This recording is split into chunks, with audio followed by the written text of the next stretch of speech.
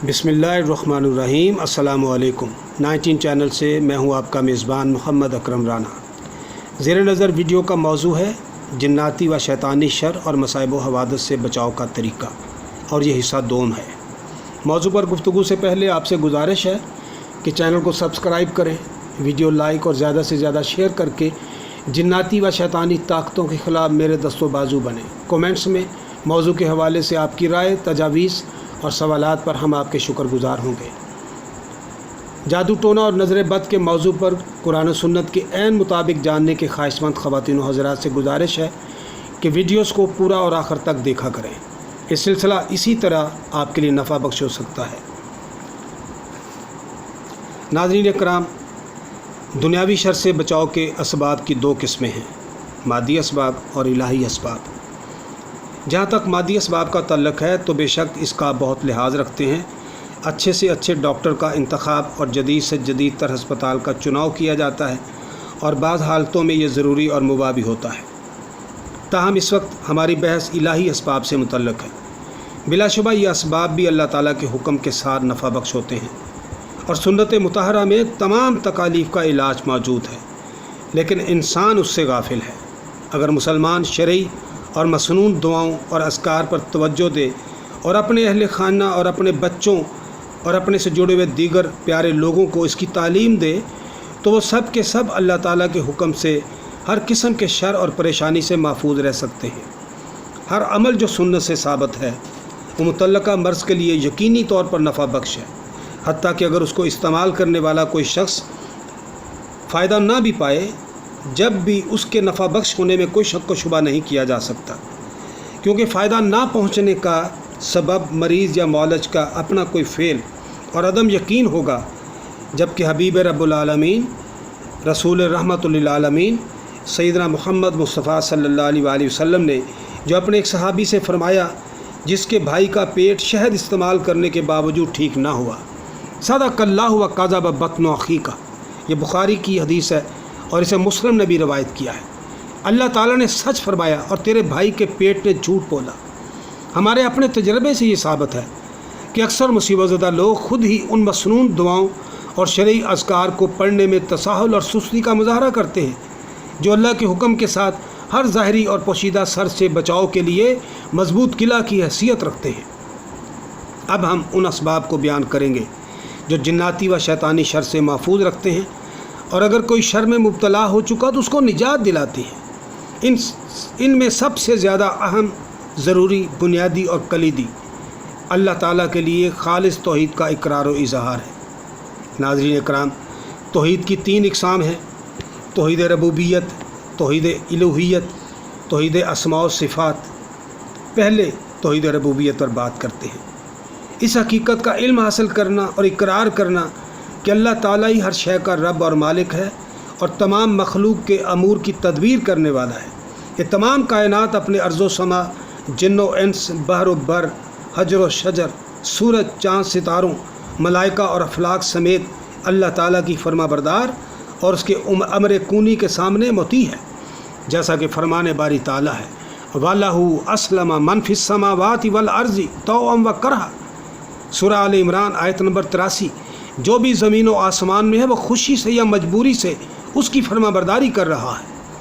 जब बंदा इस तौहीद का हकीकी तौर पर इकरार कर लेता है तो वो जान लेता है कि हर चीज़ अल्लाह ताला के अमर की पाबंद है, और कोई खैर नाज़िल नहीं होती और ना कोई शर दूर होता है मगर अल्लाह सुब्हानहू तआला के अमर के साथ। और यह अकीदा बंदे को हर मुसीबत में अल्लाह सुब्हानहू तआला को पुकारने पर मजबूर करता है, जैसा कि इरशाद बारी ताला है सूरह यूनुस आयत नंबर 107, अगर अल्लाह आपको कोई तकलीफ़ पहुँचाए तो सिवाय उसके इसको दूर करने वाला भी कोई नहीं, और अगर वो आपको फ़ायदा पहुँचाना चाहे तो उसकी इनायत को कोई रोक भी नहीं सकता।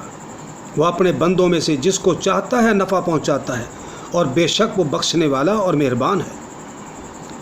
इसके बाद तौहीद इलूहियत, अल्लाह वहदहू ला शरीक के लिए इबादत को खालिस करना तौहीद इलूहियत है, और इसका ताल्लुक़ बंदे के ज़ाहरी और बातनी अक़वाल व अमाल के साथ होता है।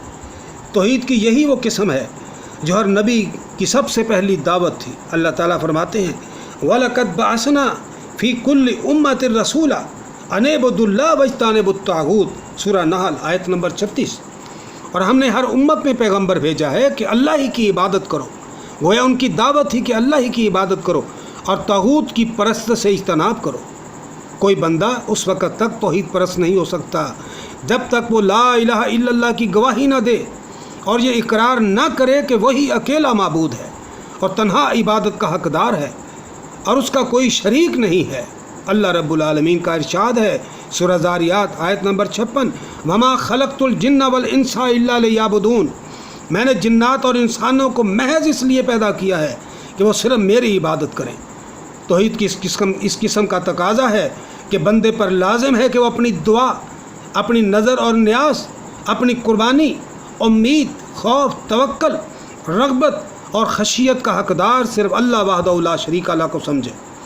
ان عبادات میں سے یا کسی اور اعمال بندگی میں سے کوئی عمل غیر اللہ کے حصول قرب کے لیے بجا نہ لایا جائے، جیسے کہ کوئی جنات کے لیے قربانی ذبح کرے یا ان کے لیے کوئی نظر پیش کرے یا کسی دربار پر کوئی چڑھاوا ڈالے یا کسی کاہن اور جادوگر پر اعتماد کرے۔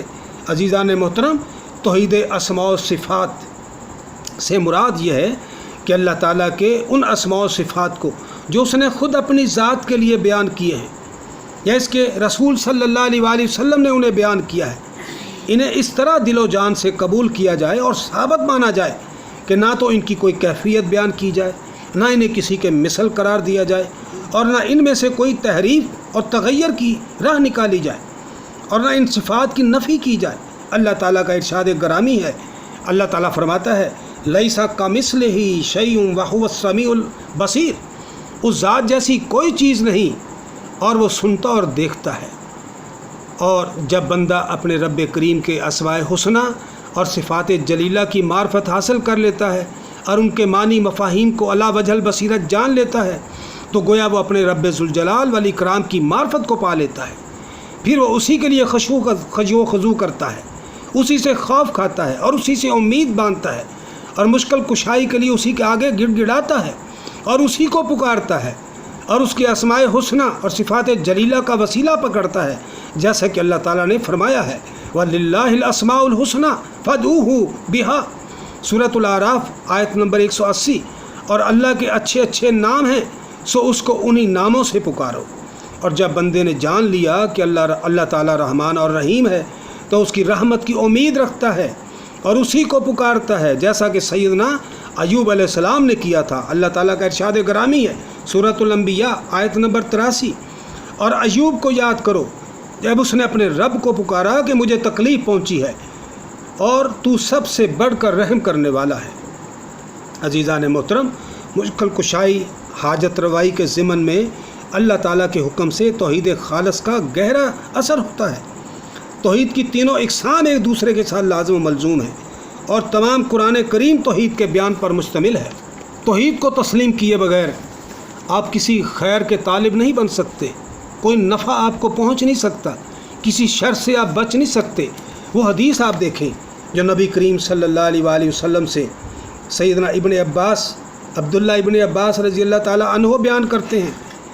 وہ کہتے ہیں کہ میں نبی صلی اللہ علیہ وآلہ وسلم کے پیچھے سواری پر سوار تھا کہ آپ نے فرمایا اے لڑکے، میں تمہیں چند باتیں سکھاتا ہوں، اور وہ کلمات یہ ہیں کہ اللہ تعالیٰ کی حفاظت کرو تو وہ تمہاری حفاظت کرے گا، اللہ تعالیٰ کی رعایت و نگہداشت کرو تو تم اسے اپنے پاس پاؤ گے، جب کوئی چیز طلب کرو تو اللہ تعالیٰ سے طلب کرو، اور جب مدد طلب کرو تو اللہ تعالیٰ سے طلب کرو، اور جان لو کہ اگر پوری امت جمع ہو کر تمہیں کچھ فائدہ پہنچانا چاہے تو بھی نہیں پہنچا سکتی سوائے اس فائدے کے جو اللہ تعالیٰ نے تمہارے لیے لکھ دیا ہے، اور اگر پوری امت کے لوگ جمع ہو کر تمہیں کوئی نقصان پہنچانا چاہیں تو بھی نہیں پہنچا سکتے سوائے اس نقصان کے جسے اللہ تعالیٰ نے تمہارے لیے مقدر کر دیا ہے، کیونکہ کلمیں ٹوٹ چکی ہیں اور صحیفے اور کاغذ خشک ہو چکے ہیں، یعنی جو کچھ تقدیر میں لکھا جانا تھا وہ لکھا جا چکا ہے۔